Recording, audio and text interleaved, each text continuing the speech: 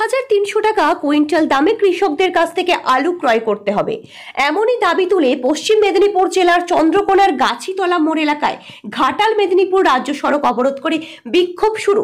সংযুক্ত কৃষক মোর্চা ও trade union পশ্চিম মেদিনীপুর জেলার কমিটি উদ্যোগে রাজ্য সড়কের উপর আলু ফেলে চলছে বিক্ষোভের জেরে রাজ্য সড়কে দেখা দিয়েছে যানজট।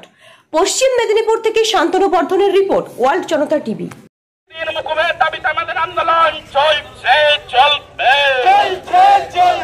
দিন দিন কৃষককে আত্মহত্যা করে মরছে না। চালু রপ্তানি বন্ধ করে কাজ স্বার্থ রক্ষা করতে চাইছে রাজ্যের মমতা ব্যানার্জি সরকার। জবাব চাই, জবাব দাও। এদিকে লাল জিন্দাবাদ, আমাদের আন্দোলন চলছে, চলবে, আমি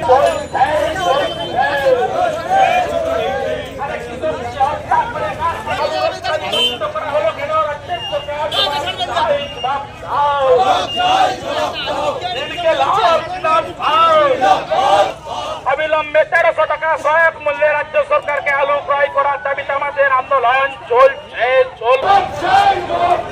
কৃষকদের উপর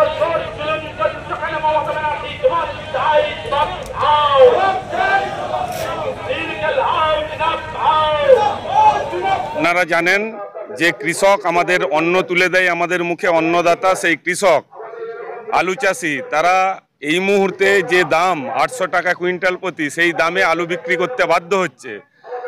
এখন এক বিঘে আলু ফলাতে মিনিমাম 30,000 টাকা খরচা হচ্ছে, আর বিঘেই আজকে 40 কুইন্টালের বেশি আলু ফলছে না। তাহলে 800 টাকা করে যদি আলু বিক্রি হয়, এই মুহূর্তে চাষিদেরকে বাড়ি থেকে পয়সা দিতে হবে। জিনিসপত্র বন্ধক দিয়ে কৃষি ঋণ নিয়ে আলু চাষ করেছে আলু চাষিরা, অথচ আজকে কম দামে আজকে নিরুপায় হয়ে চাষিকে আলু বিক্রি করে দিতে হচ্ছে। আমাদের দাবি অবিলম্বে রাজ্য সরকারকে 1300 টাকা কুইন্টাল ন্যূনতম দাম ঘোষণা করতে হবে এবং 1300 টাকা কুইন্টাল দরে রাজ্য সরকারকে অবিলম্বে আলু কেনার ব্যবস্থা করতে হবে। মূলত এই দাবিতেই আমাদের আজকের এই বিক্ষোভ, অবস্থান, পথ অবরোধ।